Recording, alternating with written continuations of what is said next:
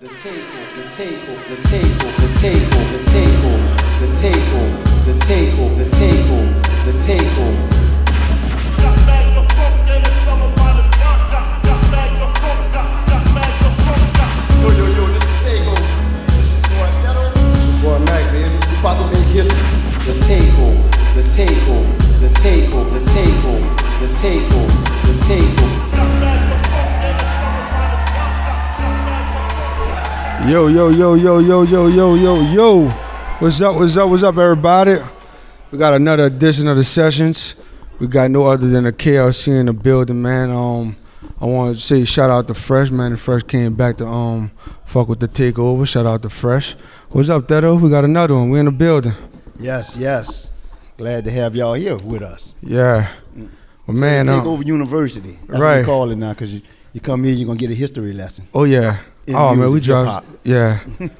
We give a bunch of history lessons too, man. We drop we got bombs. We ain't got the actual sound effect up here, but we got the investing one. The number every time somebody drop a gem, hit the bomb. Oh, we hood. We're going to get the crowd to go boom. You got to watch bombs now, bro. You already looking like a Taliban. We can't be doing that. There you go. There you go. This is my brother, so I can mess with him. Not all y'all can do that now. You did. You know. Well, look, man, we got another one. It's the takeover.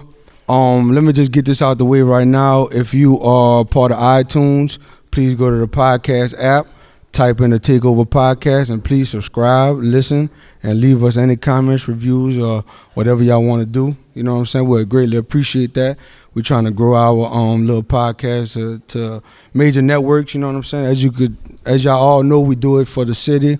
You know what I'm saying? By bringing legends like Manny Fresh in the building and KLC and people like that. So that's our mission, and I think we accomplished that so far. But I want to give a special thank you to the People's Health New Orleans Jazz Market. I want to give another.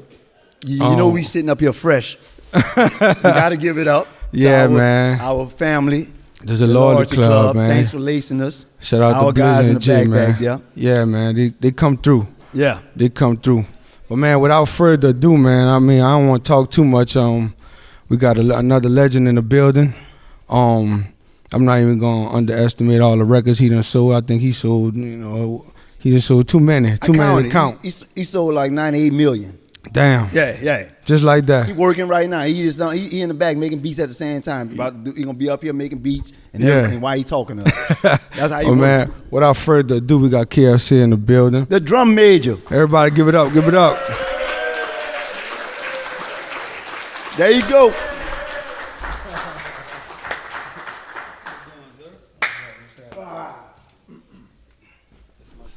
That's your seat. Do your thing. Good mics in here. You got good mic. Oh, I'm glad you appreciate that. This man knows quality. Yeah. We not bootleg, man. These studio record mics. Yeah. What's going on? Talk your trash. Get our stunt on. What's going on, KL? First, I'm happy to be here. No, we happy to have you. A legend. Come on, man. We happy to have you here.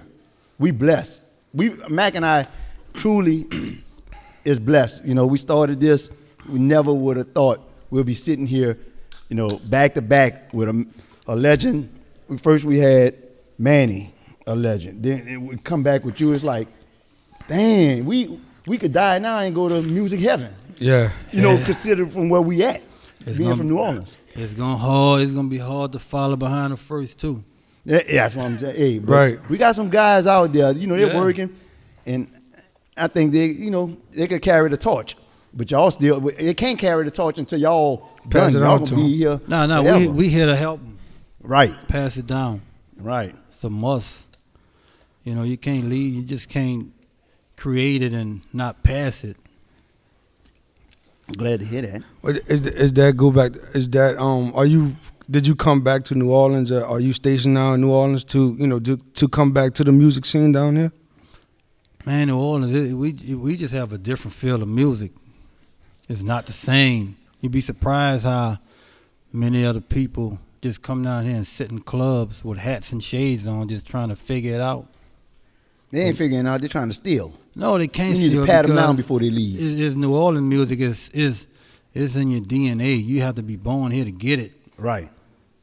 You just can't come down here and get it. You have to understand it first before you can do it. Well, why we have so many of our artists running off trying to go other places and sound like other artists when other artists come here sounding like us?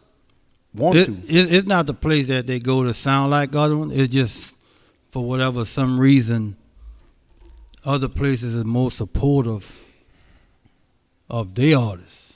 Right.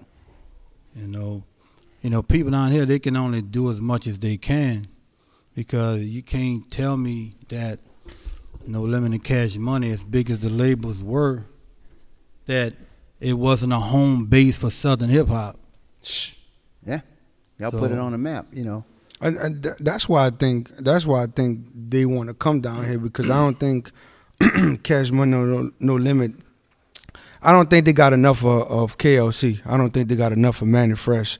That, you know what I'm saying, to like, it was enough for the roster that y'all, of course, the roster that y'all had, but I'm talking about like outside that family. I don't think they, you know, people was trying to get in contact with you guys, wanted to get a beat produced by KLC.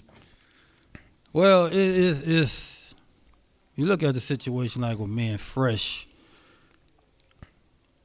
From my experience, I know that we go to other places. I've been to other places, and I was invited to studio sessions by artists, and they had their producers in there, and they glad to see me, but hope I don't stay. Like, you know, I go up in the place and they be like, "Damn, he here."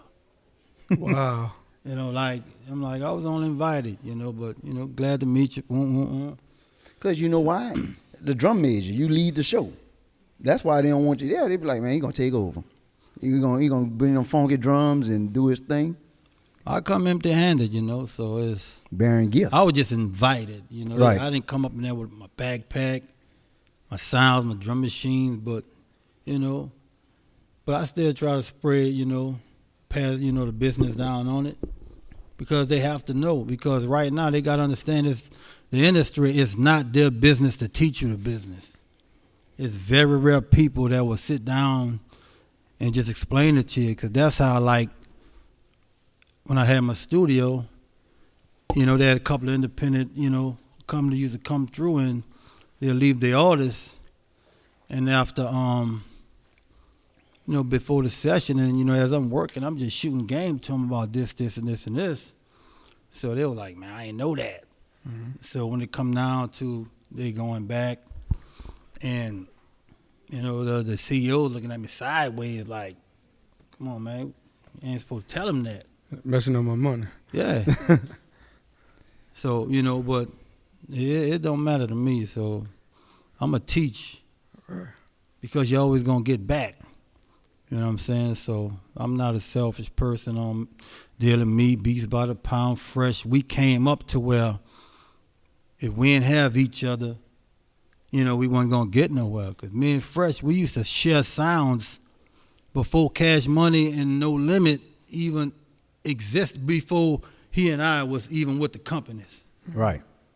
So we used to swap sounds. This is where the infamous, I keep hearing everybody say, man, KL used to be in the basement. Where's the basement? That's When the you started Parkway. at? The Parkway, 3900 block. That's where 39 Pasta come from. Okay, that's all right. I was wondering, because everybody was like, every time I heard, they was like, man, KL used to be in that basement. Everybody that became real successful in that time, Right. they had to come through the basement.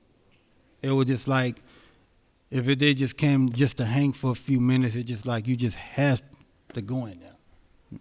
So that's where, like, when the beginning of the No Limit, when P was Little P, well, before he was Master, when he was P. Yeah. You know, when he was just Percy Miller, when he came, God, like when y'all clicked up, you was in the basement, or he already knew about you. How did that came about? Well, it was more like when I first met P, me, Serve On, in ERC, Lavellis. This was the very last Jack the Rapper's convention. The very last one. We went up there, shopping, serve, demo. Serve and C knew each other from balling on at Napoleon Park. Okay. And so P was out there and doing whatever he was doing. So Serve and C saw each other. And so they went to talking, and it's ironic that while Serve and, C was talking, P came like, well, look, man, they had this group. He went to Peaches before he came and bought a whole lot of CDs. And he had this EXD CD from our partners out the 17th. And he asked Serve, man, you know the dude who did these beats? And Serve laughing because he said, yeah, him right there. He like, for real? And so he asked Serve, well, man, when you going to come to California? So Serve was like, I come, but if my producer can't come, don't worry about it. So people was like, okay, bring him then. And the reason why I went is because I never been to California before. I wasn't even considering on signing with him. Right. But when we got up there, he had jackets made, our name on them, and all of that. Well, you a great recruiter, huh? Right. Yeah. So and we was up there. It was around Christmas time. Hold on, let me write this down in my phone. We need to get jackets made. We're trying to get somebody. What else? Go ahead, keep giving us the game. We got jackets made with our name on them. We didn't even know. So me serving Mia. So he had jackets made. So when we went up there, I saw what he was doing. So is this the first time Mia went up there too? It was the first time all of us went up there. Oh, okay. It was the first time all of us went up there.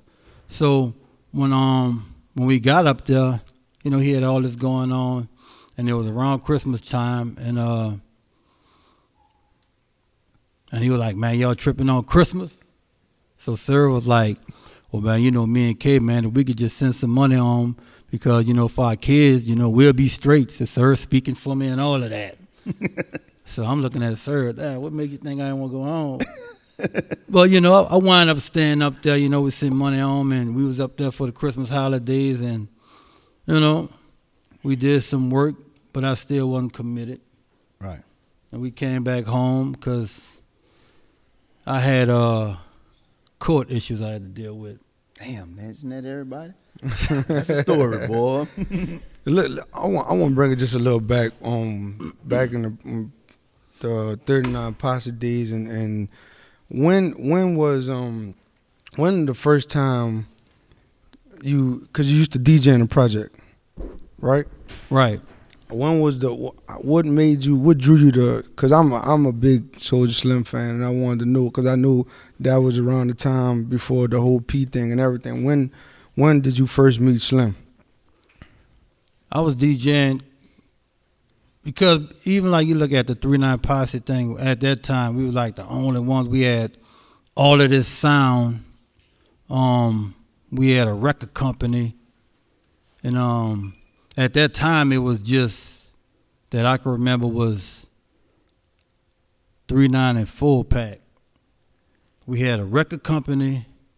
We had a DJ crew, and we had our own little studios. So we was like a one-stop shop. Mm-hmm. And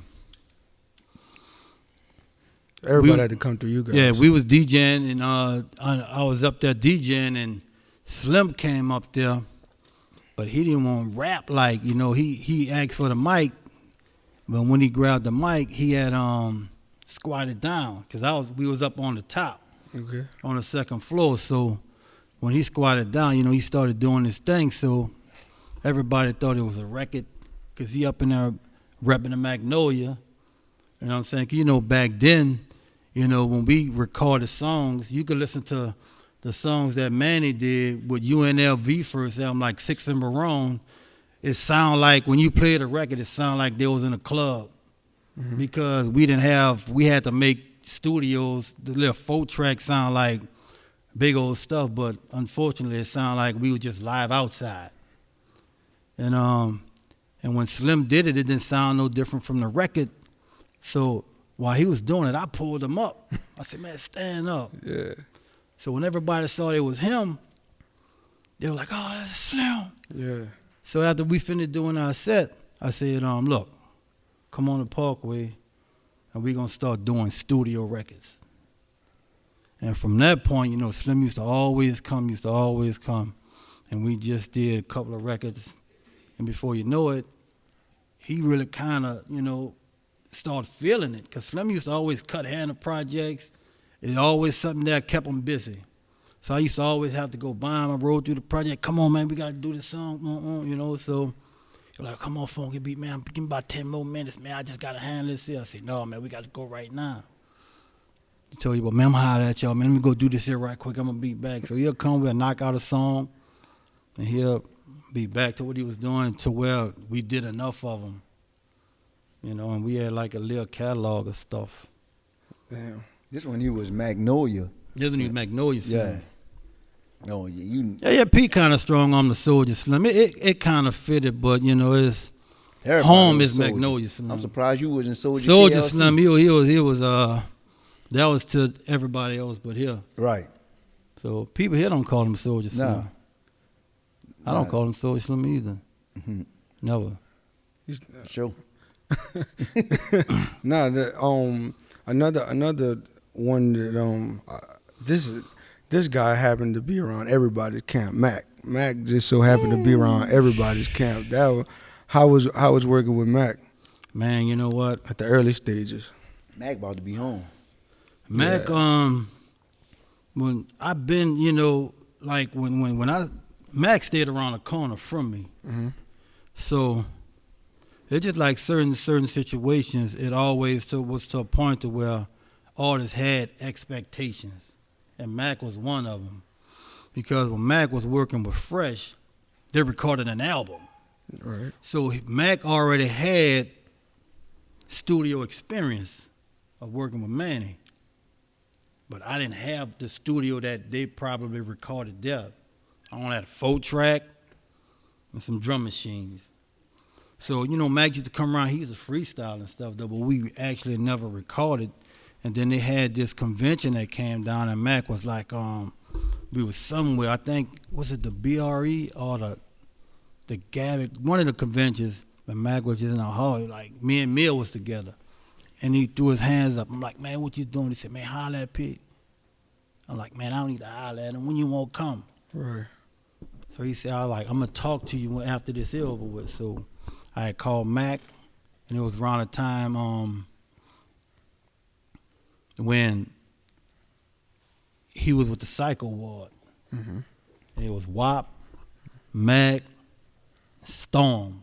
EF Cutting too, right? That was Cutting too, right? WAP was a DJ. No, I'm talking about EF Cutting. EF Cutting. Yeah, that's Yeah. Yeah, he told me about that. What's that thing you said earlier? What's the name of it, Mac? The place when he said they first went. The BRE? No, the Jack the Rapper. Jack the Rapper thing. He told us some stories about that. He said how y'all got him. Boy, you think Pete gave you jackets? Pete didn't give them jackets. Pete gave them about 6-7 strippers. So, well, I'm just keeping it real. I would have signed too.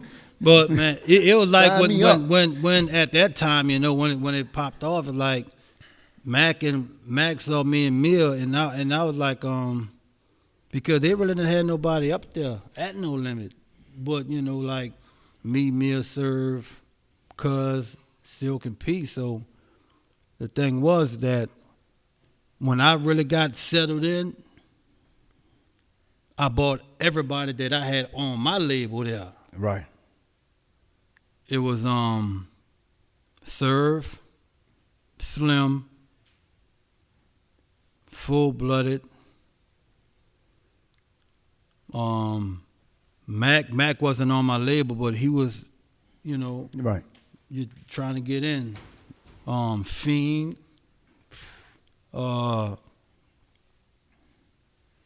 And me and P got into it behind Fiend. Well, they didn't want to sign him? No. What? I bought Mr. Fiend. Womp Womp? Yeah. I bought him up there. Fiend was looking for management. Oh, okay. And I bought him up there. And when I bought him up there, it was at the time when Big Boy was pretty much smoking. And we did a Down South Hustlers record. And P called at Big Boy because he wanted to get Partners in Crime, Mystical, and the Ghetto Twins and Fiend on the record. So they were like, nah, our artists will be affiliated with nobody other than our own label. So PNC went up there on their own. You know what I'm saying? But like the situation with Fiend got, Fiend was strong arm off of Big Boy. I'm not gonna say about who, but when I talked to Fiend, I brought him up there. So, P had a little bitter situation because of the Big Boy stuff. Like, man, you bring these dudes up there, boom, boom, boom, and all that there, right? So I'm like, dog, who you have around here? Mystical haven't got there yet. Right. So, That's when P was around here with the ice cream man. Huh? no, that was Riding after. That was after? Or That was riding after. around them gold Daytons. Right. So, after that there, it was pretty much more like after it all settled down, we was in the studio and Fiend was just in there and Fiend just ran the hook for him. He was like, say KL, bro, I'm just saying, bro, if you want the dude here. But he couldn't, he knew that Fiend was dope.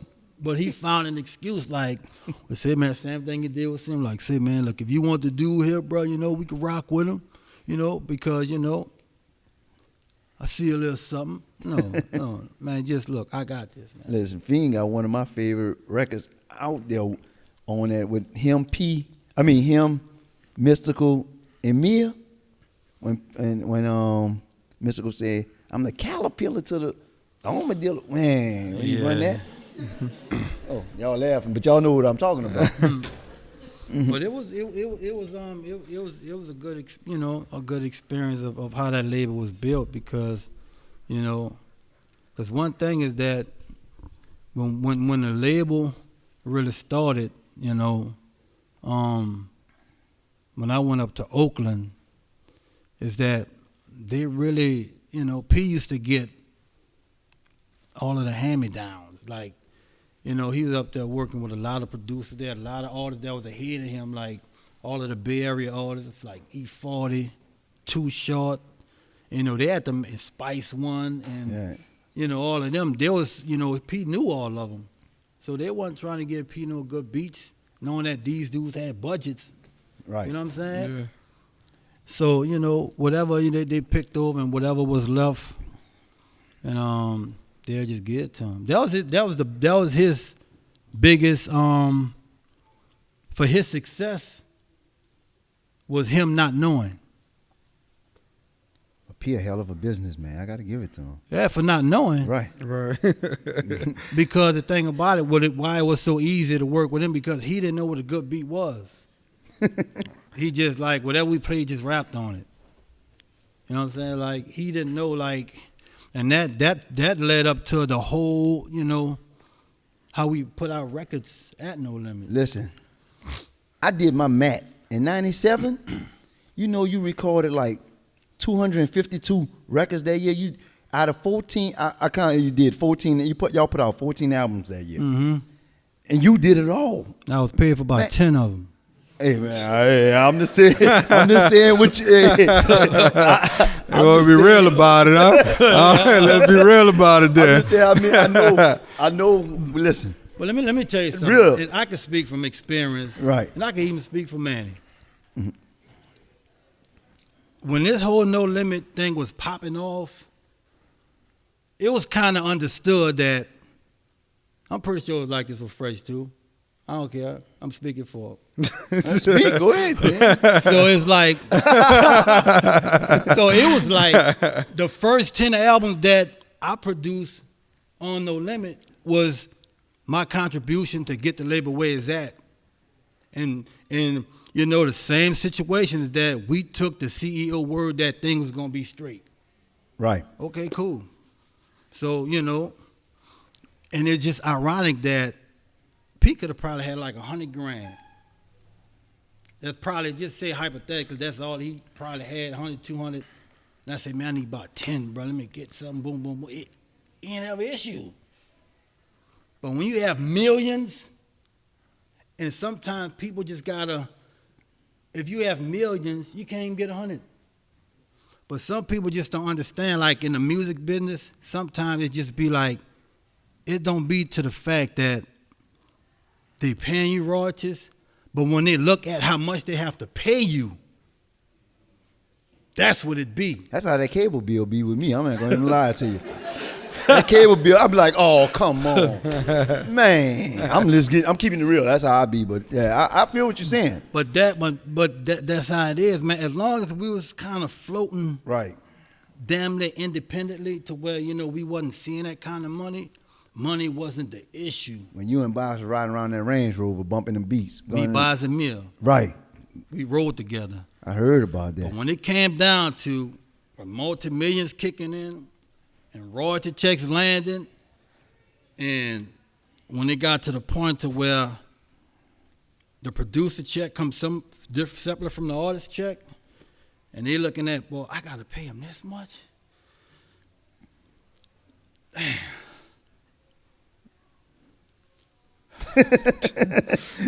And the thing about it, that be the point, you know. It's like they don't look at it for like, man, this dude did like 10 albums for me. You did 14. You did 14 that year. I'm just telling I'm you. trying You to not did, feel bad about it. but I'm glad damn, you I'm did. sorry about that. No, I did 14, so. Fuck P. Oh, damn P. But you know what? Like I said, sometimes not knowing can hurt you, because it wasn't the fact that when the company was just small, like with me, Serve, Mia, Moby, P, Silk C, it's like when it was like a family situation, Right.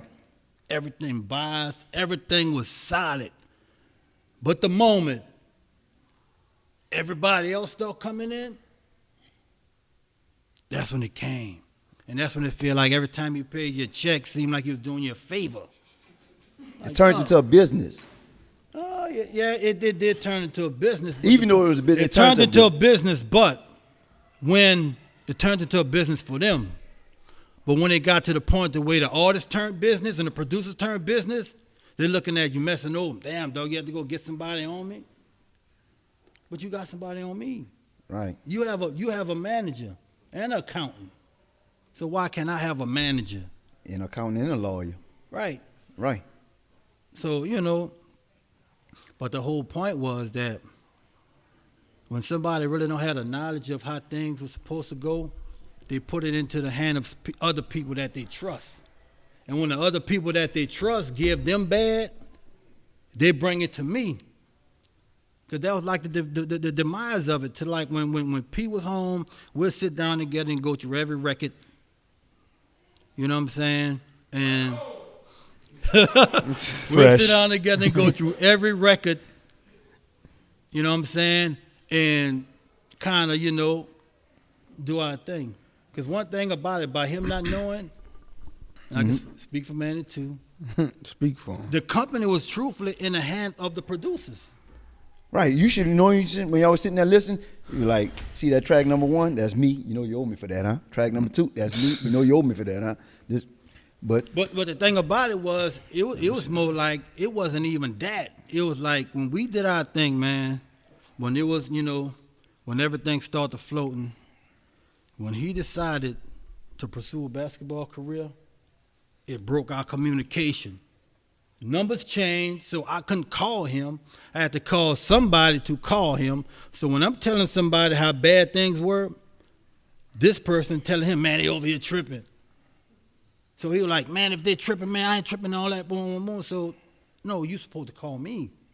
Don't send that through him to get to me. Because the one who you sending it through wind up getting you. Right. And now that's when you realize, man, you know what? He was right. You remember on NWA when Dre went in there and told Easy? And Dre went up in there and told Easy, man, Q was right. Yeah. Q was right.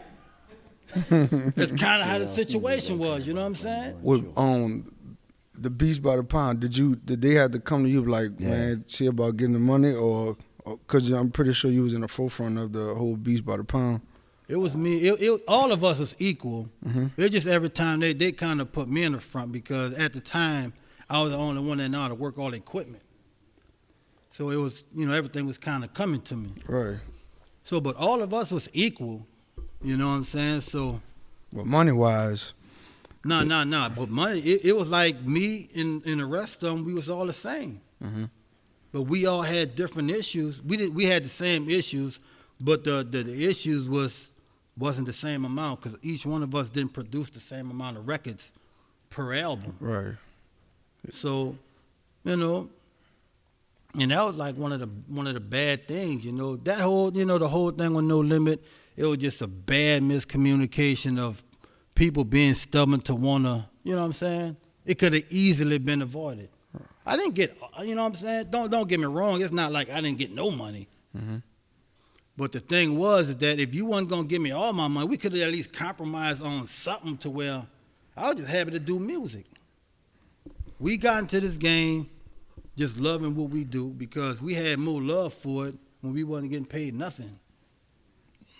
You know what I'm saying? So, and even like with that situation to where when I wasn't getting everything I was getting, what I was supposed to get, the thing that got me was when you see others around there with more than you, and they're just hanging. Like, dude, I just produced a full-time platinum record. Yeah. So, that's... Hey, but I heard Kanye say he did 5 beats a day for 5 summers. I guarantee you probably did 20 beats a day every single day for however many summers because y'all was putting out, how was that, how y'all was just putting out was y'all pressing up your own CDs because y'all was just pushing out music, man. I'm telling you, I took out, I got a student loan right now I paid off because of No Limit.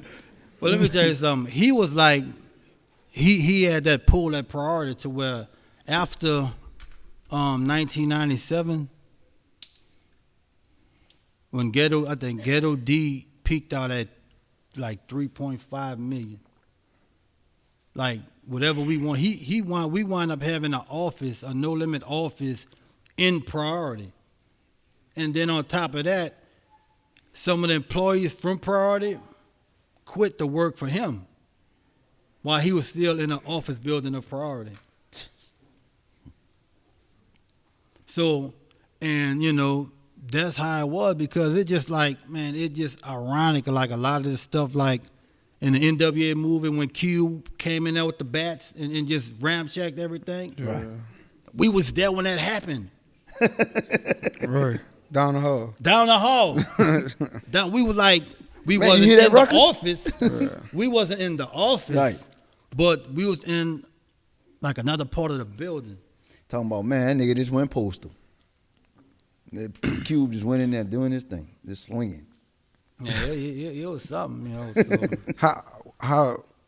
How many different artists wanted to get in contact with you? Man, let me tell you something.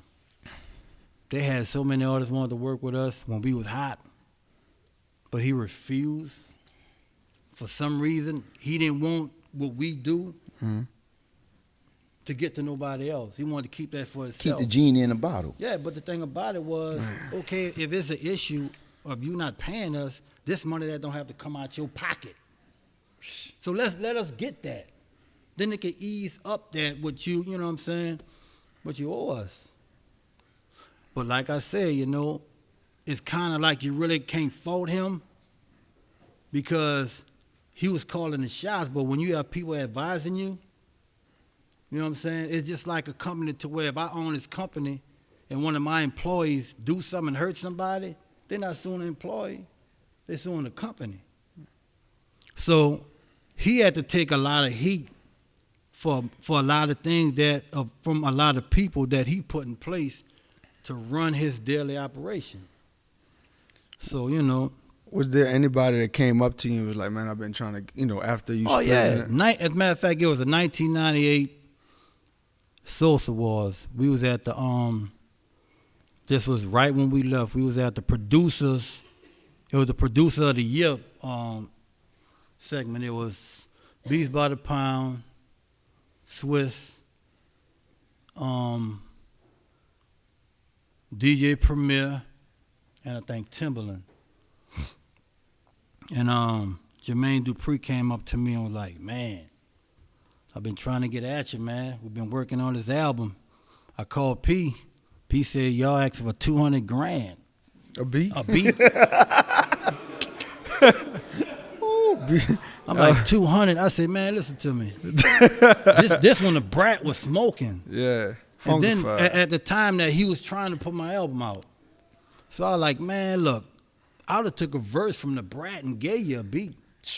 Even That's how we exchange. did it back then. Right. It wasn't even about the money. Because we going to get the money on the back end. You know what I'm saying? Y'all hear that, huh, artists? Let's get the music out first. Right. So the whole point was that your man was like, yeah, man, P asked for $200,000 a beat. And it kind of messed me up because I was like, God damn, I didn't know I was making that much. Right. So You know what I'm saying? Right. That's real. That's how it hit me. So when Jermaine Dupri told me that, you know, I was like, God damn, so that's what I'm worth. Because I know that's what he was getting a verse, P. 200 racks? Wait, you're paying P 200 racks for a verse? What? I'm in the wrong damn business.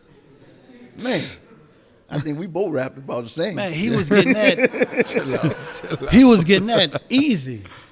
But see, you got to understand, back then, that's when money in music was serious. Yeah. That's when, like, I know for a fact, like, you look at when we did a soundtrack for South Park, I about to say that South Park thing. and you know South Park was big, Still is. so he paid me when I guess when we did the beat or whatever, he paid me like 40, and then it was a single. So, not just thinking about it, if he gave me 40, how much they really gave him? Right. I'm catching flashbacks, man. Hey, if you listen to like what P said on that Solange album, this white man gonna pay me, won't give me $1 million. So I know I'm worth 40 to 50 mil. So if he Right. giving you 40, he went under on you. Damn. Yeah, he did. And you putting it out there. That'll, I'm putting it out there. But now, you know what? It's I'm not gonna say we didn't have fun. Because when you have success, fun gonna come. Of course. We was getting some serious advances though, you know. That's one thing, dropping the album 98 every 2 weeks for a year with nothing less than 20 songs. You know what I'm saying? And getting what? Whew. Did you see the sun that year? Like, did you actually come up to see? Because you was working so much. Did you ever see, like, damn, yeah, do did got it some dawn on you stars in that the you had sky? to come out the vote? No, man, because the thing about it was when we did that run in 98, I didn't know what was hot other than, you know, the songs that I heard on the radio, because we never did get a chance to get out at all. We didn't get a chance to go to clubs. We didn't get a chance to do nothing, because one thing about a producer's job is never done, because you get an artist, once you produce his album, you're not gonna see him until the next year, maybe two, whenever you decide to get. With a producer that's in-house, once that album done, now we gotta jump on the next artist. So the artists we just finished, now they straight to their next release. How many fights they had in the studio with you trying to give a beat to C Murder, trying to give a beat to Mystical? No, it was never that, because I didn't mean to When, really fighting. no. But when I'm just saying, like, when we did records, the artists didn't have a choice. They didn't have a choice to say, I don't like that beat. You gonna take this beat? That's how it was. They didn't have it because it was like that. If because one thing that he did for '98, the hardest thing that I can say that Pete did, and he put in time. I mean, it was guts. He made the release date for everybody and gave it to the producer to feel it. So just from January to December, he did the releases for every artist that's coming out that year. And after he did it, he handed paper to the producers. This is the roster for the year. We got to get the albums done. Then he went play basketball. But with doing those beats, you had to like tailor-made them to each artist that No. It like when we did the beats, it was like it was 5 of us. It was me, Odell, Craig B, Moby Dick, and Carlos. Mm-hmm. So, they didn't have no room based on their release dates. When you did a song, that's like the situation like with Mystical. This dude will record exactly what he putting on his album. Nothing left over. Nothing. And the artist was pretty much more like, whatever we recorded, you know what I'm saying? That's what it was going to be. It wasn't no such thing as, let's go through the song and see which ones that's not going to make the record. No. We came up there. If I wasn't there, we took shifts in the studio. So if Craig be up in there and Fiend walk in, we'll pull something up, like, I want that one. And no, Craig B was like, no, we got this, and this. We got to do these. So this is what I just done. He come on my side. I'm like, look, we got these here. This is the ones we gonna rock with. Moby come, Odell come, Carlos come. So we have 2 weeks to get this album done. Let alone none of them was mixed. Mm-hmm. None of them. We didn't have time for that. It was just like, like one time, I think it was No Limit Soldiers. We recorded that record. I laid a 2-track of the beat so he can rap on, because this is how we made records back then. We'll make a beat, lay a simple track, lay a 2-track, you rap on it, and after you finish rapping on it, we're going to go back and song the song up around your verse. So we did that. He rapped on it, so I just got to mix the record. He said, cool. So while I was up in that tracking the beat out, about 30 minutes, he walked in. What it sound like? I'm like, I'm still tracking it out. He said, damn, dog, you didn't mix the record yet? And I was like, no, man, I got to track the beat out. He said, dog, he around here trying to make that shit sound all pretty, man. The average nigga only got one speaker in their car anyway. As long as they can hear the bass in my vocals, I'm straight, man. Yeah. and we made records from that point on like that. So I need to start listening to No Limit with one beat. None of them records. It was like making a mixtape. Like people just snatch beats off the internet and they rap on it. Mm-hmm. That's pretty much how we made records. Shit. That's crazy. That's how, because truthfully, we didn't have the time to just sit down there and mix. We couldn't. Due date. Yeah, due days. Crazy. We just, man, look. So we got it as best as we could get it in the headphones. And just to rewind it just a little bit, when I asked you about Mac, did you know he was going through a Def Jam No Limit dispute deal or whatever? No, I only knew what Mac had going on through Fresh. Okay. At Yo Records. That's all I knew. Okay. That's all I knew. I knew Mac put an album out on Yo Records, and I knew he was dope. But I didn't know that Def Jam, as far as No Limit, I knew when he's like, Kel, Mia, what up? I didn't know all that. Now, that's something new. WAP told me. WAP spoke about it. He didn't say we was in conversation and WAP brought it up, just come to think of it. But I didn't know that Def Jam was trying to get at him. Right. I didn't know that. That's right around the time with the Jay-Z and all that. Yeah. Yeah. Mm-hmm. The Priority Records and, that was around that time. What even Mia? Like, Mia was the coldest female out. How was it working with her? Man, you know what? Mia was probably the best session that we ever did because Mia made it too convenient. She'll come there Cooking stuff. cooking. She gave you every reason not to leave the studio. When it's time to make a Mia album, it's like at a picnic. Red beans. Pots full of jambalaya, fried chicken, and so nobody could be like, man, I'm about to go run to the store. None of I'm about that. to go run down the street to IHOP. No, everything was there.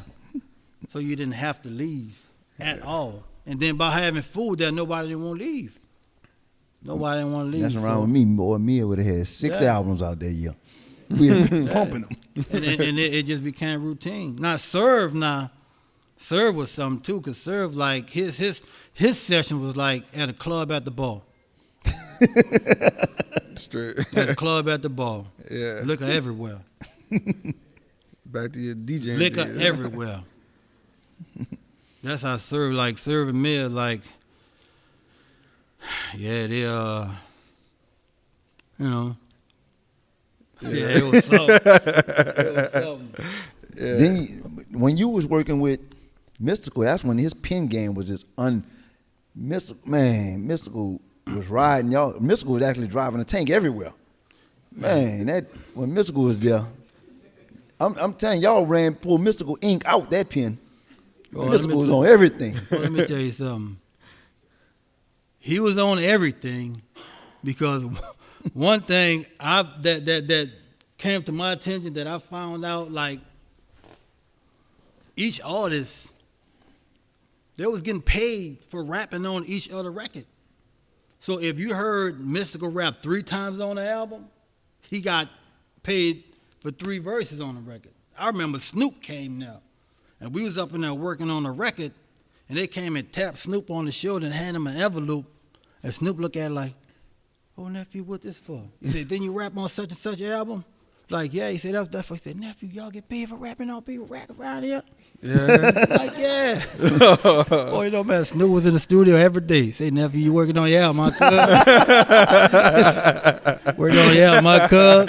He's trying to get everybody So checked. Snoop was just jumping on, Pete came running, regulate. Hey, man, look. He bought the producer. Say, man, listen to me, bro. Snoop is not going to be rapping on everybody's record. Big dogs, but he just not rapping on everybody's record. So, like, goddamn, what I'm supposed to do if he come up in here and just let him write, but it ain't gonna make a record. We know who Snoop is like, but Snoop was like, man, y'all get paid for rapping on each other's So record. that's why Mystical was on every damn thing. No, but when you hide, they Yeah. want you on every. I'm about to record. say he was collecting. Say, cuz y'all get paid for rapping on everybody's record. He couldn't believe it. He was like, nephew, that ain't happening at that row.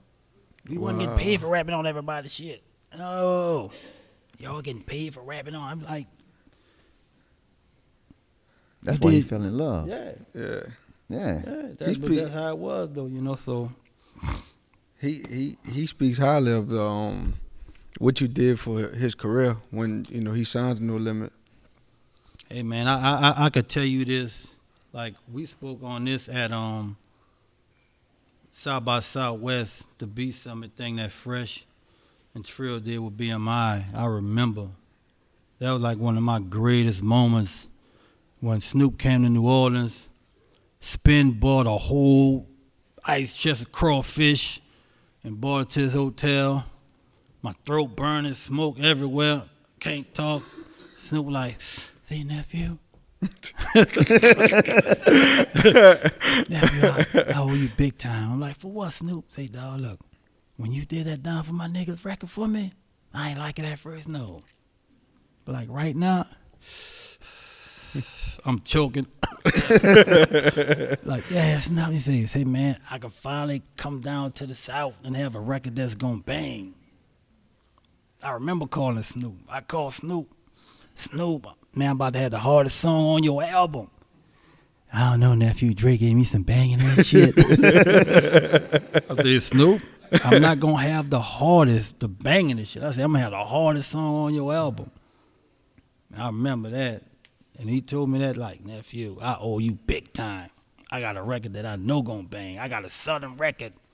Come to find out, that record is everywhere. That's probably my biggest beat, though. Yeah? Yeah. It's crossed over. Snoop had him wearing camouflage and Chuck Taylors. It was they was doing it. How did that even come about? Was it because eventually I thought it was a C Murder record? No, man, that was on Snoop Top Dog album. How was it? No, I'm saying, how did the whole record come about with the C Dump Murder My and, Niggas record? and Magic? Man, let me tell you something. C called me in the studio one day because I was up there just chopping up some records. C called me, man, you see these niggas on TV talking that shit? Have a beat ready, call Magic, I'm on my way. So by the time he told me that, I just started making the beat. It didn't even register of me making a beat. It's like, but when it's finished, C came up in there, I played it. I'm like, all right. Magic came up in there, he writing, smoking a cigarette. Snoop, C, he in the bootlaying a hook. And when C laid the hook in his verse and Magic laid his verse, that's when I called Snoop and told him that. I'm telling you. And the thing about it was I called Silk. I'm like, Silk, you got to get on this record. Silk picked me up from the airport. He said, let me hear what you got. I played it. Boss Silk said, dude, I thought you'd call me when you get ahead, B. It was best he didn't get on. Keep it funky. Hey. But that's what it was though, man. So with that record there, that was hey. Now I heard Snoop his people told him he had to redo his verse. What? Man, Snoop went off. Yeah? He was like, man, look, we out here in California shooting movies and we shoot all our videos out here. Snoop did another verse. If you notice, Snoop don't even, when Snoop performed that record, he only do C verse and Magic verse. He don't even do his verse. So when you initially recorded the first one, was it going against some West Coast? Man, look, it was dangerous. I'm just leave it at that. It was dangerous. So it was that kind of a record. It was something to crip walk over. Man, look. No, it was something to leave banging and leave you crippled. It was like that. It was serious. It was a serious record. We'll never hear that verse now. That's how they shot Ricky. I don't even know where to aid that tape at with that verse on there. It was meant for that, but he not to get out. Yeah. I mean, cause Magic murdered it too. Rest in peace to Magic. Yeah, R.I.P. Yeah. How was it working with Magic? Magic had this live wire about himself too. I mean, he Man. brought the Ninth Ward. Magic from the Ninth Ward, the biggest artist to come out the Ninth Ward. Mm-hmm. And Magic was something, man. Magic was there with Mac and Fiend and Mystical, like lyrically, like Yeah. he was.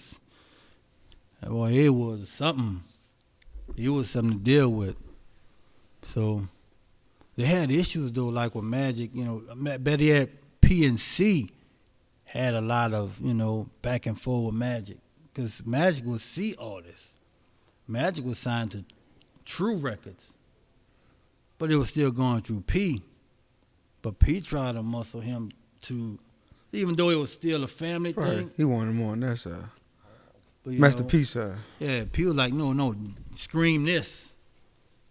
You on that, but you gonna scream this. But Magic was screaming over here. So How was it when Magic walked in with them damn contacts that first time? you know what? That happened. That happened after. That happened after we left. Oh, okay. When he went with the white eyes. I said, man, what this cat doing? Nah, because you gotta understand at that. Let me tell you one thing, bro. As Gangsters No Limit was, that was a label full of comedians. All you good comedians, man. Hey, I tell people, the best comedians is the drug dealers. Man, them dudes be on the corner. So they might be working, but they be telling some hell of a jokes. Yeah, they have to let that day pass. Yeah. And at No Limit, that label was a big comedy show. Let me tell you something. Half the records most of the records that came was instinct. That's one thing I can say that was good with P was when he captured that moment, he won't do it on the spot. Like we could have just me or Craig B or Moby Odell could have been in the studio making a beat while all the artists is in his room and they're just cracking jokes and somebody say, man, she got gum in her hair. Oh, she got gum in her hair. With that in there. Yeah, but that on there. But that's how a lot of records got done. Just not knowing of what was gonna come out of it. They could just be up in there cracking jokes, laughing, and somebody say something funny, and everybody start laughing, and that'll be the hook. And the thing about it, he do it on the spot because however they was feeling at that moment, that's how he wanted to feel recording it. That's how we feel. Right. At the table, after we keep it raw and keep it regular. That's it. It's the essence. That's you catch it, you bottle that up in at that moment. You save it. Mm-hmm. Good things come. How did Beats by the Pound get together?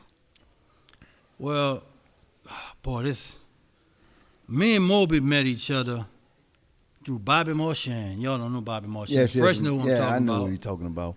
Through Bobby Morshan, and he booked a show for us in Morgan City, and Moby was there, and so we had first bought our MPC and we bought it on the road with us, so we was fooling with it, and Moby had one, and so we connected and just ran it, and then we went our ways, and when I finally got up to California with me, Mia, and Serve, P and Moby are cousins.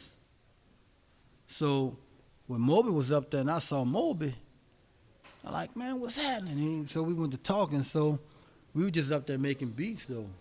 So and then we stayed in the room. We stayed in an apartment together. Me, Moby, Serve, and Mia. We call ourselves three niggas in a broad. So, She said, Yeah, they said that. so we was up in there, making beats. And one time we was at a studio session, and we did some work. We came back, and so Moby like, man, we need to start a group. You know what I'm saying? So I'm like, Moby was like, we gonna call it the Pound. And I said, what about Beats by the Pound? He was like, yeah. So me and Moby got some business cards made while we was up there. So we just started passing them out. One got in P hand. So P saw it, and the next day, he came back with some No Limit Records business card with Beats by the Pound on them. Picture that. She knew you was gonna do that. He gave y'all jackets with your name on it. So that's how that came about, and before you know it, we was producing together. But Craig B and Serve knew each other, so Craig B used to always give Serve beats to bring up there. And one time, Craig B sent him some beats, and Mia and Serve. As a matter of fact, Craig B gave Serve a tape with some beats on it to get a P, and P wasn't tripping on them. Man, like I ain't tripping on all that.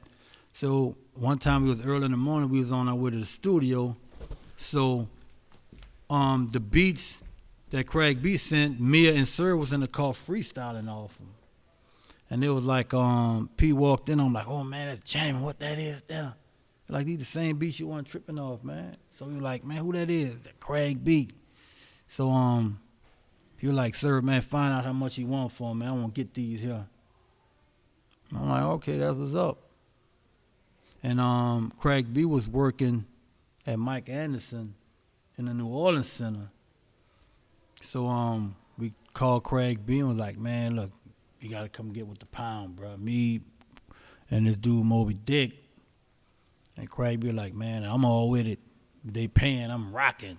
Right. And so, Craig B came up. He went to talk to Pete. P took care of him and just, gave him his word about this and this. Craig, we quit. And Odell came up with Mia to sing a hook on the record. They was related, huh? Odell and Mia? It was just like Odell and Mia knew each other. Oh, okay. But they was singing. Mia brought Odell up to sing a hook on her record. So while we was up in there recording some, Odell went in another room and started making some beats. And so they walked in on Odell making a beat like, man, And that beat he made wound up on the Ghetto D album, and so Pete kind of brought me in like, man, what you think about your boy? I said, yeah, man, let's rock with him. I'm like, I like him. He dope. I'm like, that's it though. That's it. Right. Yeah. It's 4 of us. So Each one of y'all brought something special to yeah. making that. And Carlos and Pete had a work relationship with Skullduggery and Trey 8. And that's when Los came in. And that was pretty much the finalization of Beats by the Pound. What was that first beat that Beats by the Pound did that took off, as a... The very first Beats by the Pound beat Mm-hmm. was Heaven for a Gangster. That was the first beat we did together. And the thing about it, it happened so instant. Like when it came, like we was all in the studio, and they called for this soundtrack. Man, look, we got to get the song done, such and such. We were like, we didn't know who was gonna do the beat, so I jumped on there, started on the drums. While I'm fooling with the drums, Craig B was like, man, I got a bass line for that. So I'm like, okay, put it on. So while he's doing the bass line, Odell like, man, I got some strings. So Odell did what he did, Morbid did what he did. Before you know it, that was the beat, and that was like the first song we did together. Mm-hmm. And it happened like it was like everybody knew their part. And so we knocked each layer of that song out, and that was it. Right. That was the first song. I just caught a flashback right quick when you doing beats. How was it working with Pimp C on that? Ooh. What was the name of it? I was trying to remember the name. It was Kick Dough. A Kick Dough, right? Oh man, Pimp is a honorary Beats by the Pound member. Yeah. Pimp was dope, and Pimp and UGK was heavy in New Orleans. Yes, indeed. They was heavy down there. Yeah, but we were just all up in there, and and I know Pimp. It was Pimp, Moby, and Craig B in the studio. So I walked in on them, and Pimp was like talking to Moby Dick. What you think about that dick?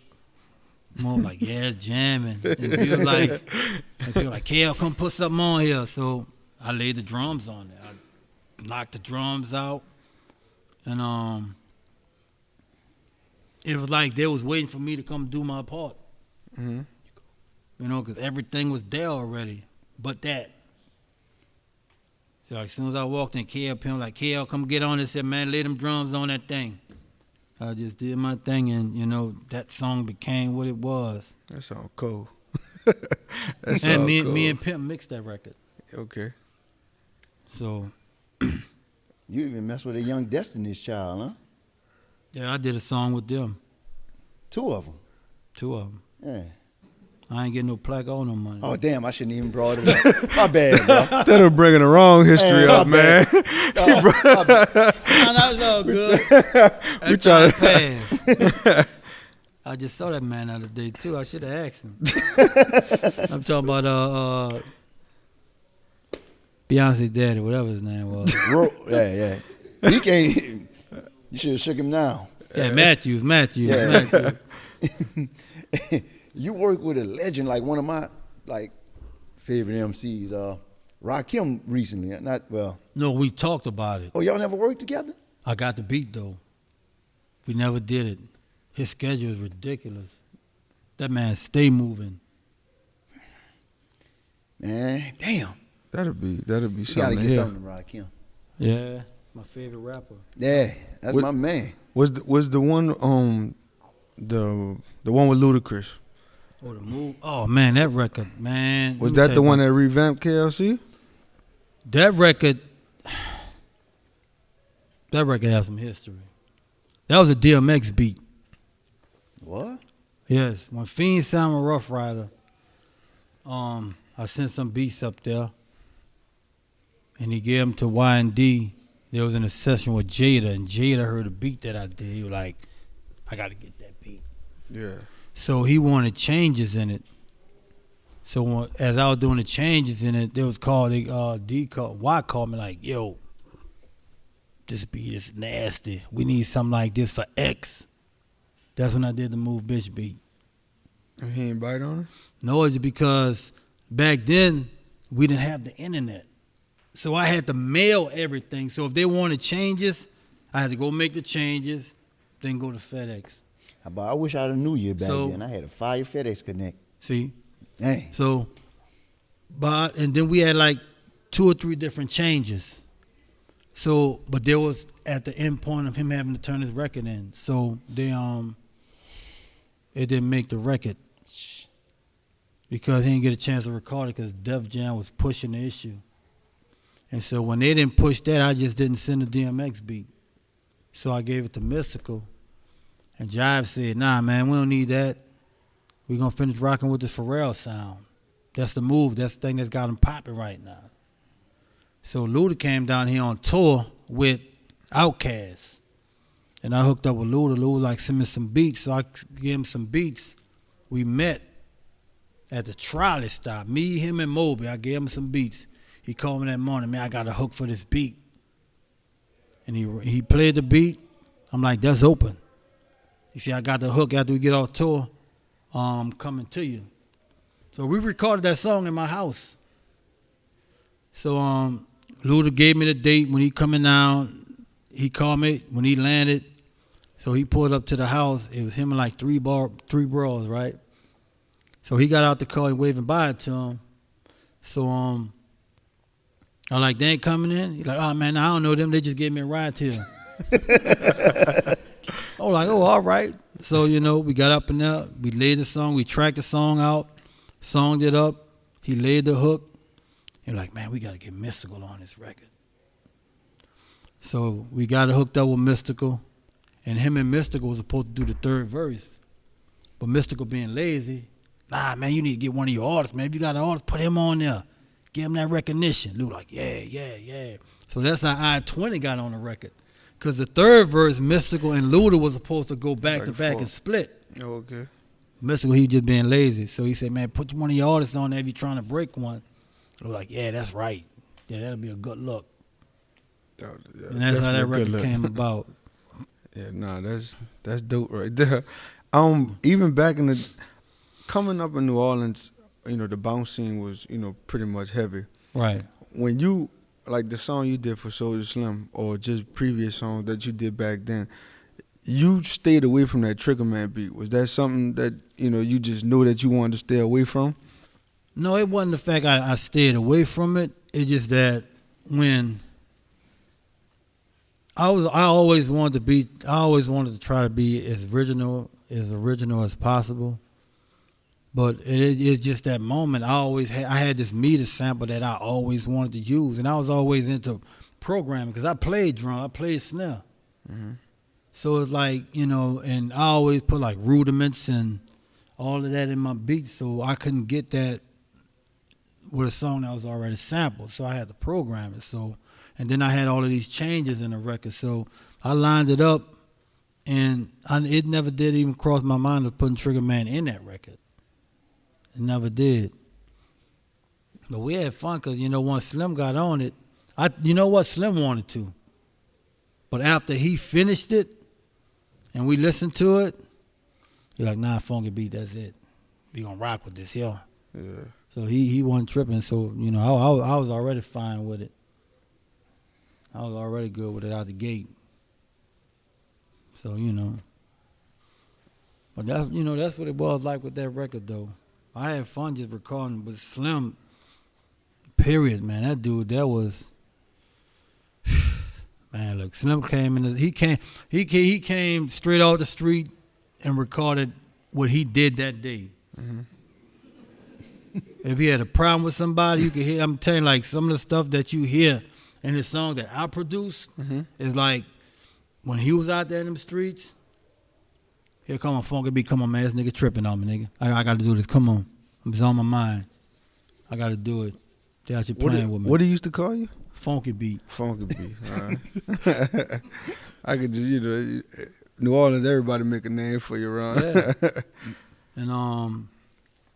And everything, he come off the streets, Funky Beat, this nigga out here playing with, man. Come on, I got this record, man. I just wrote. Come on, let's do it. Right. And we just recorded it.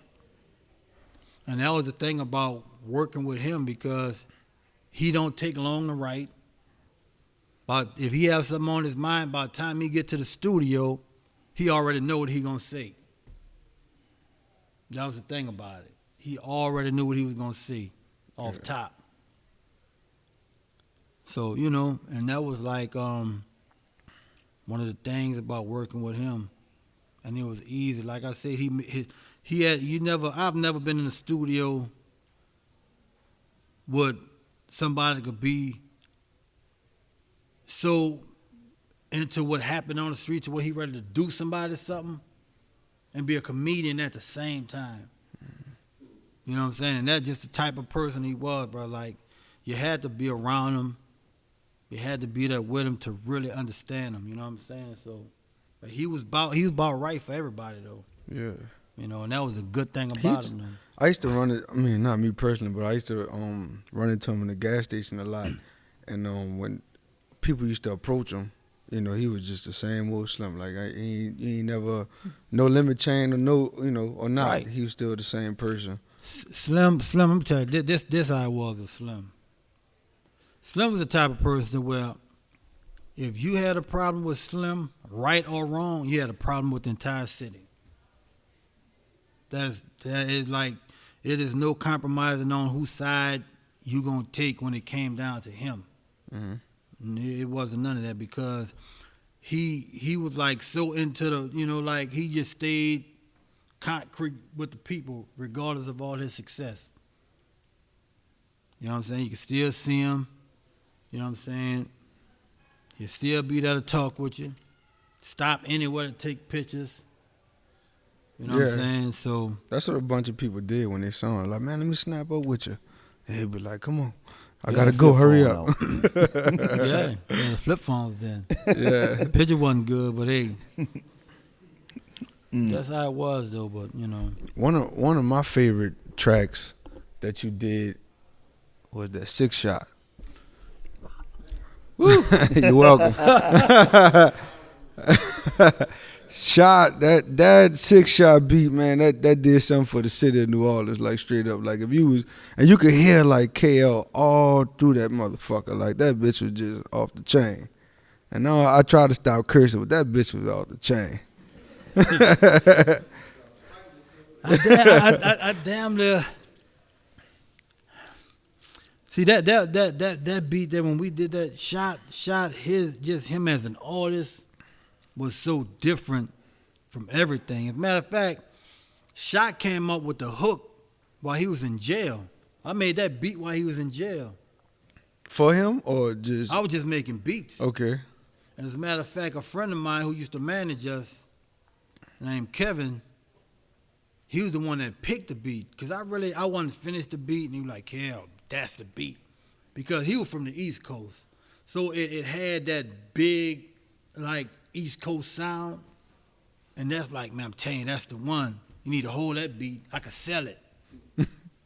So Shot came home, I played some beats. You're like, man, I got the hook for that already.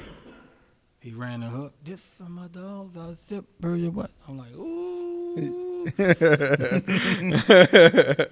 And that was it. And the thing about it, that's when we did the deal with Tommy Boy. Nobody didn't want to take a deal after we left No Limit. Nobody didn't want to sign us. Because the word was out, they still under contract, and this and this and this and this. So Tommy Boy was like, man, because Tommy Boy was about to close their label. They called Warner Brothers, were like, look, I have this one more project that I want to do. Before anything, let's try to make this happen. So Warner Brothers, you know, committed them to one more record. And we did it. We did a song, and Shot went to jail again. Damn. So they couldn't promote the record. The record was smoking. That record was, every time I see Pharrell, every time I see Toom,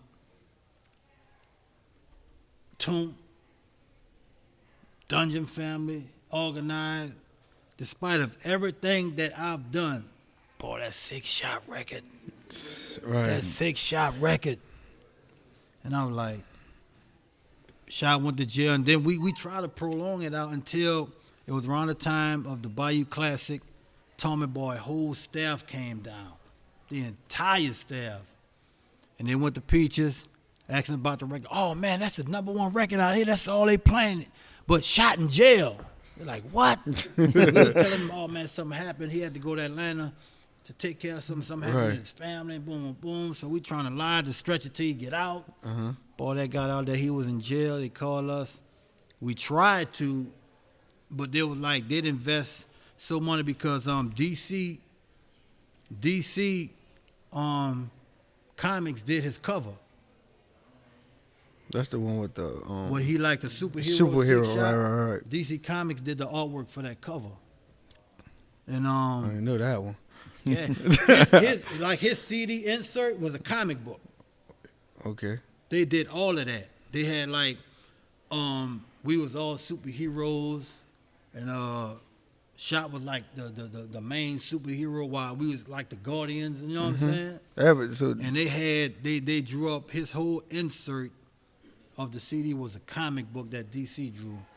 There's no more pen and pixels. And then,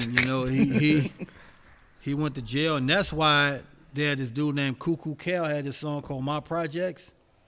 That's how he was able to put that record out, because when he went to jail, they was committed to do another project. That's why they put that record out.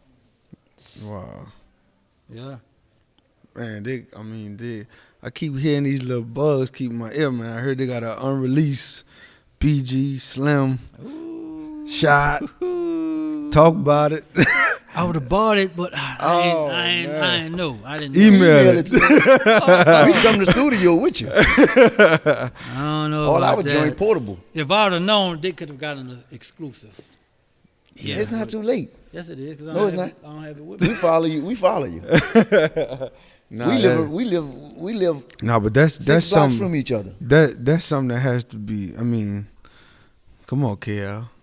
That's something that got to be heard out here. Yeah. Mac like exclusive now. But I don't want to just throw it out there and nothing behind it. That's real. Right. That's the whole point. That's Like you real. say, if it have to be heard, That got to be it heard. have to be heard. So that's what has to be done. Yeah. So I'm just not gonna throw it out. And that's the fact.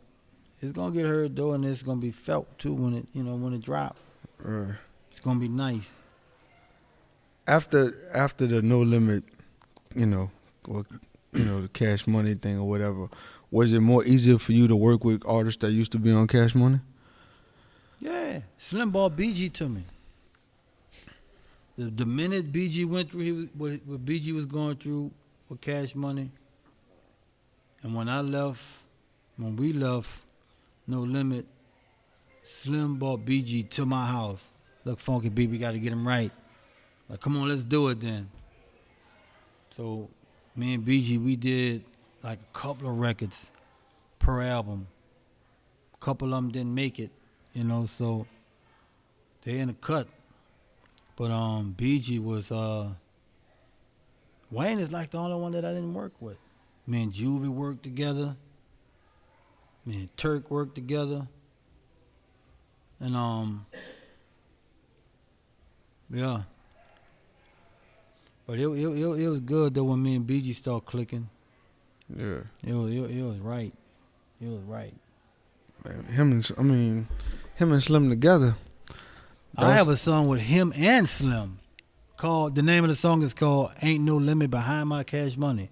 Picture that. I know that. I can tell you what that about. I never even heard it. I can tell you what it's about. One gun off on the other one. That's the name of it. It's called it ain't he said it ain't no limit behind my cash money. That's the name of the song. Yeah. That got to be heard too. No, now, no, KL. no. I think that gonna start a war. No, that certain gotta be things heard. Stay tough. I wasn't. Takeover exclusive. How about that? That's probably it could be exclusive, but that's probably something that. Like, you been over there starting all kind of mess over there. Nah, I want that it's song. because now. truly, honestly, I'll probably have to talk to Pete and Babe and just let them know, man, look, Old stuff. there's some shit happened. Yeah. when y'all had your issues. Baby got some other stuff going on right now, so we not going to even.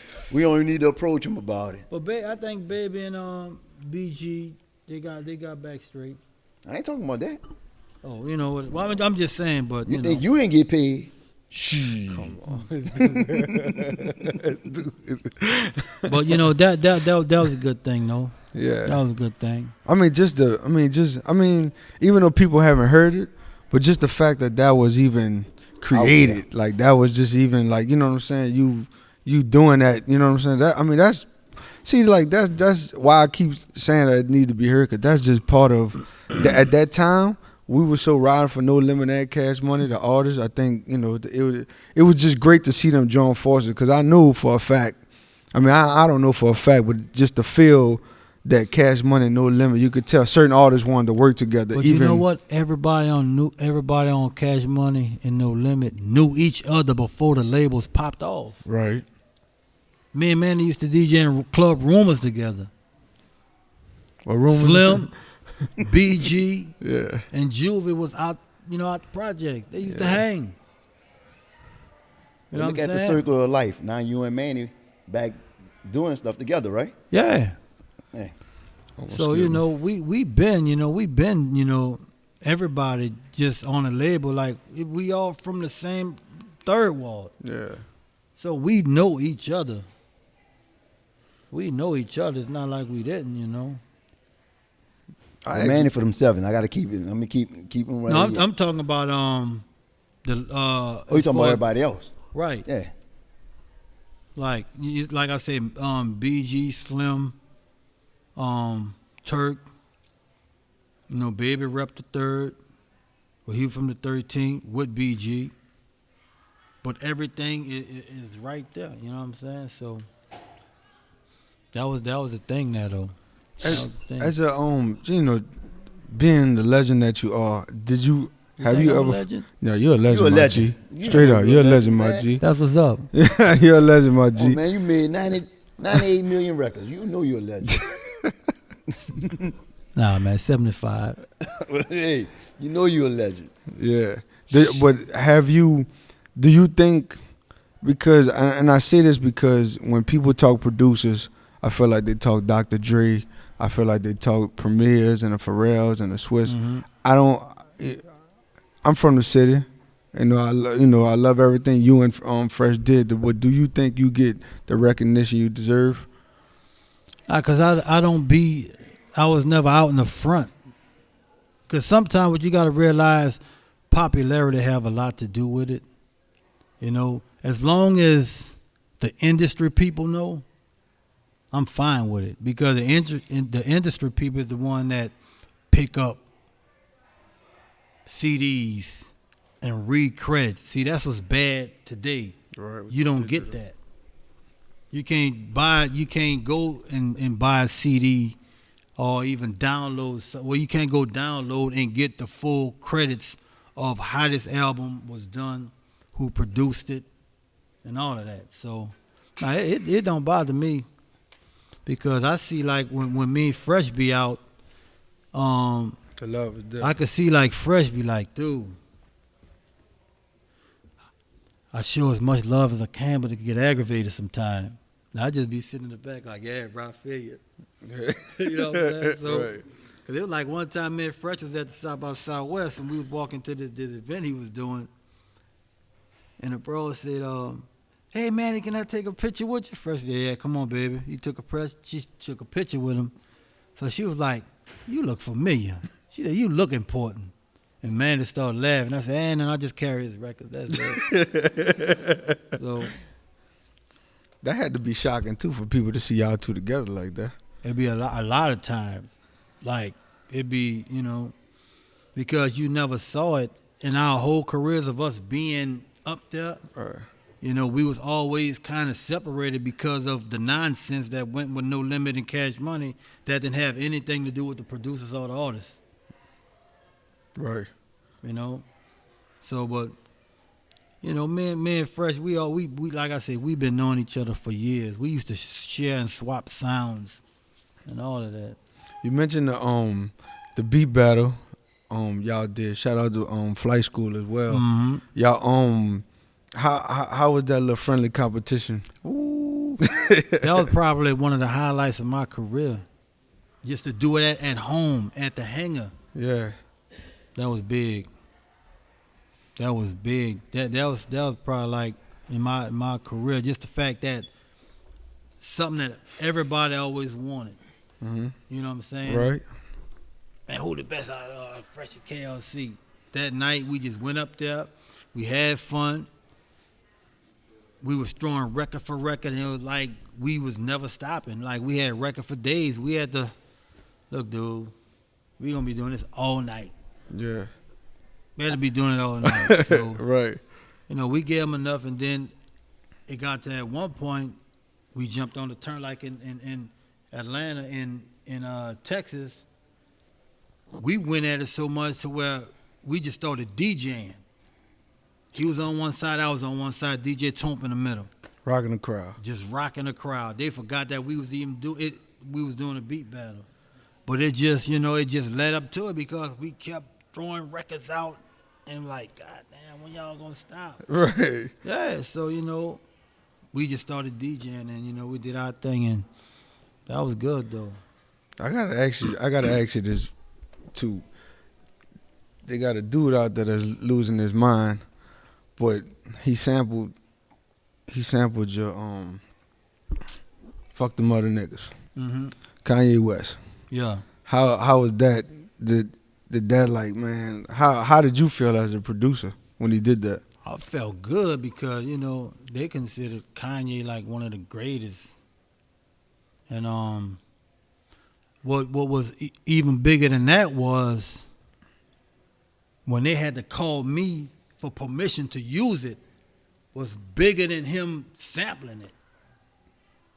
Did he call you or other people call you? Did you actually get it? A representative for Good Life called me. I didn't know the record. I didn't know that he used it until the record came out. So you never had a conversation prior to that with him? No, I didn't even know that they used. As a matter of fact, my DJ Spin and my partner Tom and Two-Face called me and said, "Man, Kanye using your shit." I'm like, "What?" He said, "Down for my niggas." I'm like, "For real?" Yeah. He said, "I'm about to send it to you right now." So I heard, I'm like, "Damn." And then that's when I got a call from Good Life. Kanye, he wanted to talk to me, but that he was going through whatever he going through, and they said, "Well, we calling it in reference, Kanye about, the record, the down, for my niggas record, and he's using it on his album." This was like the album was out at least a couple of days. I didn't even know it was on there. Mm-hmm. You told him to send that 150, huh? Oh no, I didn't charge Kanye for that. The back end was nice, though. Like a peeing. The back end was nice. But see, sometimes it don't even be about the money up front because the money you get up front comes off your back end. Right. Right. The people don't know that. They think like if I'm charging $100,000 for a beat and my royalties be like 100, my royalties be like 200, I'm only gonna see 100 because you gave me half of it up front. Yeah. Oh, okay. That's why sometimes like people that's pretty much stable with money, they don't charge each other. They say, "Man, let's do the record. We handle that on the back end." And the reason I That's said what they that- mean when they say we're handling on the back right. end. The reason I say the 150, I figured P was charging the people your beats for 2. No. But see, this was after I left, though. Yeah, I'm just saying, hey, I'm just keeping to that calculator, Yeah, you're right. Yeah, you lucky I'm not doing your business with you. You would be putting all kind of kids through college, man. Because even Ross and them use some stuff from you, huh? Yeah, Ross redid No Yeah. Limit Soldier. Yeah, boy, it did. Yeah, I like that. Well, you'd be surprised. You'd be surprised of a lot of things, how business goes because the artists and the producers, they just want to do the record. Straight It up. be the people that's handling their business make it complicated. So that's why sometimes when you always finding out that the artists always changing managers and lawyers because they get paid off basically what they get a percentage of what they get. Mm-hmm. So the bigger the pot, the more they get. That's why they try to run the prices up. So they could get a nice 10% or 20% off of 100, 200 grand. You know, so that's why. But you and the artist, man, like, man, let's just get it done, man. I ain't tripping on that. Right. We get it on the back end. That's why some of the artists and the producers be like, man, look, I ain't trying to charge him. I'm gonna want him on my record. Yeah. So what if he charged me? It's gonna be the same thing. So we just gonna go swap this thing off, man. Get it on the back end. You'll get yours, but it's gonna be on the back end. You know, through all that up to now, what's next for KLC? We working on the Beats by the Pound album. Yeah. Yeah. We working on a Beats by the Pound biopic documentary. We got this artist named Paco that we're about to drop. Going He had Duffy, a song out called Duffy. Mm-hmm. And January Walker. So, you know, and we got this group called Fat Tuesday. Fat Tuesday. Yeah. And this is something that me and Don Juan from Full Pack, we producing these records. And Manny gonna contribute too. That's dope. So we keeping everything home. We don't need to go outside to get anything.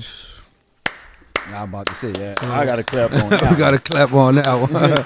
We got to clap on that one. We definitely got to clap on that one. And before we get out of here, man, because, man, we could go all night talking the music. What advice could you give to the producers and artists that we have, up and coming dudes that they have coming in the city? What advice could you give them, with all the experience you had? Don't be scared to be different. You gotta try. Because the thing is, if you sit up here and keep copying or keep remaking the same sounds over and over and over that everybody else is doing, it's gonna take that one person to do something different, and that's gonna be the next thing to do. I'm telling you, you have to be. Don't be afraid to try and experience different stuff. That's how it was about it. About It didn't sound like a record from New Orleans, which my daughter had a lot to do with it. Because it was like when I was making that beat, I had my MPC in record mode looping over and over, and I had all of the strings, all of the instruments playing. Mm-hmm. I had my back to the machine because she used to always see me hit the pads on the machine. And so she had came down in my grandmother's basement on the Parkway, and she just slapped the pads. And I spanked her. I brought upstairs. I came down. That was the drums for About It. Boom, I'm like, ugh. So, she had told me one time, because she had seen them big old envelopes come through and like, well, Dad, if I did the beats, like, Dad, if I did the beats, why I never got no royalties? I said, damn, baby, that nigga never paid me. So, well, you get in line and show them like, you know what I'm saying? Yeah. She wanted $250. See? But that's what it was, though. So, everything is all good. And for everybody, that's my mom right there in the front. Still looking good. Yeah. How you doing, Mom? Glad you came out here tonight. That's my son behind her. He's making beats too, huh? No, he's chefing. Private Chef Craig. What? As a matter of fact, he been meal prepping for Leonard Fournette. Okay. Hold on, man. I had to get that man. I got to get right. My partner JMK right there. Yes, you bought the first legend. beat machine. What? I bought my very first 808 that I use today. Yeah. I bought it from him. How we did that? I swapped your chain for that, right? You gave that man a tank. No, he was. He gave him a tank. I gave JMK a chain. Yeah. And he gave him the 808. So, like I said. You will forever be down in history. Okay. Oh, I didn't know that. But, like I got to say, like, there's a lot of people that I got to thank. Like, Full Pack, me, Fest, Don, you know what I'm saying? And, and Beats by the Pound. And I'm glad that everybody came out, and we working on some special stuff. It's gonna be serious. We got this Paco record coming out. Yeah. it's gonna be ridiculous. It's something to deal with. And then, like I said, we got the Beast by the Pound album and the Fat Tuesday album. It's gonna be nice. Yeah. And we want to thank you Yeah. Oh, it's for all taking, good. you know, having a legend. Man, Legend. you I'm and Fresh gonna be in y'all are in our producer hall of fame. We only have two people in there so far as y'all two. Oh man, I'm Oh, all and Mia, but she not a producer, so Yeah. y'all in here. I want to thank y'all for having me up here. Oh man, it's an honor for us to have you. Yeah. You don't understand. So You know. it's like, man, look, History lesson. I'm That's gonna what I go whenever call if y'all do it again. We You do know it. what I'm saying? We do it all the I'm time. willing to come back another time, just as long as I know in advance, I'm all straight. That's Yeah, what's oh up. no, we're gonna have to. We following you to the studio. We're gonna get that unheard. The exclusive stuff. Nah, that's what's up, though. I appreciate you coming. Thank you, everybody for out coming there for out, coming. witness this legend, the true history. Give it Thank up. y'all. Thank you. It's a takeover.